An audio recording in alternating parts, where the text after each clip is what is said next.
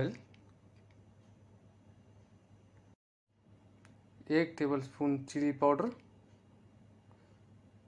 मिर्च का powder, 1 tablespoon गरम मसाला, 1 टेबलस्पून हल्दी पाउडर,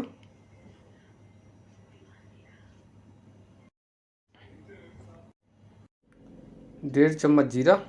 2 दालचीनी के टुकड़े, 1 आधा नींबू का रस, 1.5 चम्मच आधे नींबू का रस, 1.5 चम्मच धनिया पाउडर, 4-5 लौंग,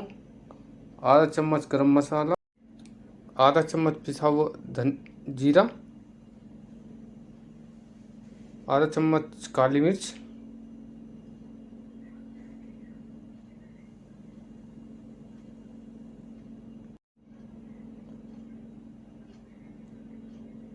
आधा चम्मच काली मिर्च